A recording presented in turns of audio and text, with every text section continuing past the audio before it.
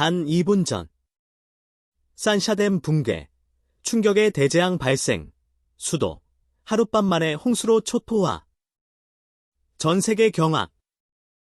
경고는 물에 쓰여 있었습니다. 대륙의 혈관을 타고 흐르던 강물은 이미 오래전부터 핏빛으로 물들며 신음하고 있었습니다. 하지만 오만한 인간의 귀에는 그 절규가 들리지 않았습니다. 그리고 마침내 인류가 스스로의 손으로 쌓아 올린 거대한 바벨탑, 산샤댐이 무너져 내렸습니다. 이것은 단순한 붕괴가 아닙니다.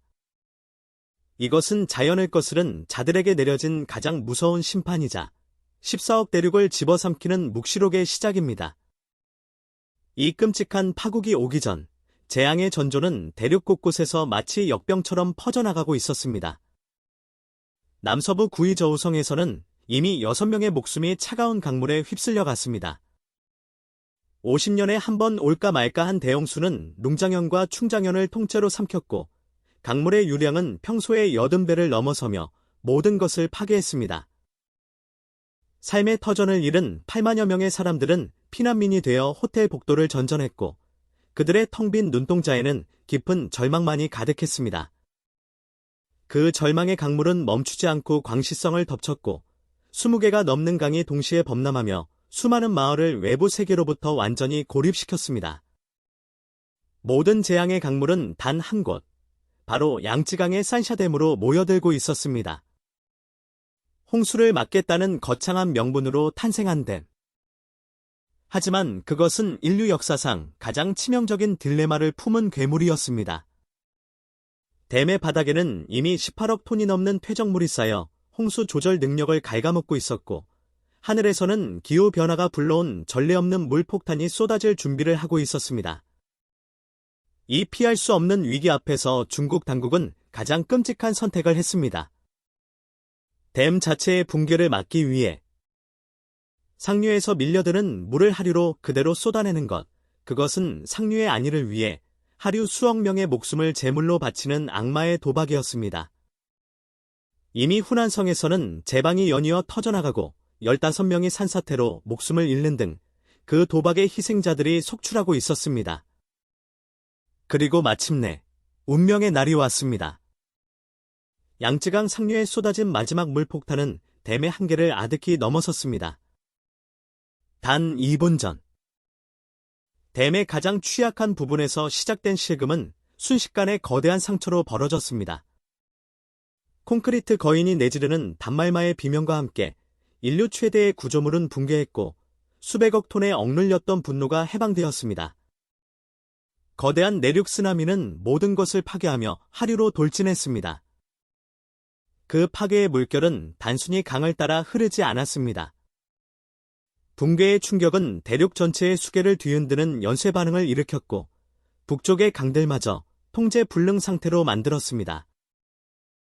그리고 마침내 그 분노한 물줄기는 단 하룻밤 만에 중국의 심장부, 수도를 덮쳤습니다. 고대의 왕궁도, 현대적인 마천루도, 그 어떤 것도 거대한 물의 힘 앞에서는 무력했습니다.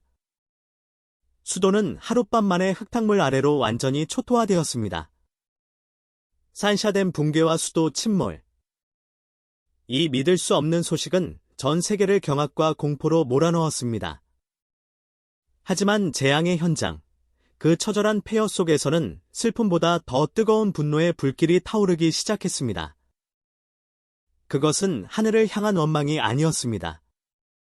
바로 자신들을 기만하고 사지로 내몬 정부를 향한 살아남은 자들의 피 맺힌 절규였습니다.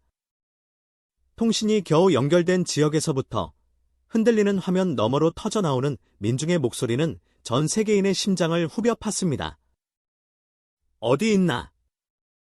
댐은 안전하다고, 우리의 위대한 기술력이라고 떠들던 그 관리들은 다 어디로 숨었는가? 이것은 천재가 아니다. 이것은 살인이다. 국가가 우리를 죽인 것이다. 한 노인은 무너진 집터 위에서 흙탕물을 움켜쥐고 울부짖었습니다. 내 아들, 내 며느리, 내 손주. 그들은 홍수가 아니라 저 댐에 깔려 죽은 것이다. 저 오만의 벽돌에 깔려 죽었단 말이다. 간신히 살아남은 젊은이들은 부서진 벽돌에 피 묻은 손가락으로 글씨를 썼습니다. 우리는 속았다. 진실을 원한다. 이 짧은 문장들은 그 어떤 웅변보다도 강력하게 붕괴된 것은 비단 대만이 아니라 정부에 대한 인민의 신뢰였음을 증명하고 있었습니다. 구조를 기다리는 목소리보다 책임을 추궁하는 목소리가 더 크게 울려 퍼지는 기이하고도 슬픈 현실. 전 세계는 이제 단순한 재난 구조 현장이 아닌 거대한 정권의 정당성이 뿌리부터 흔들리는 역사적 순간을 목격하고 있었습니다.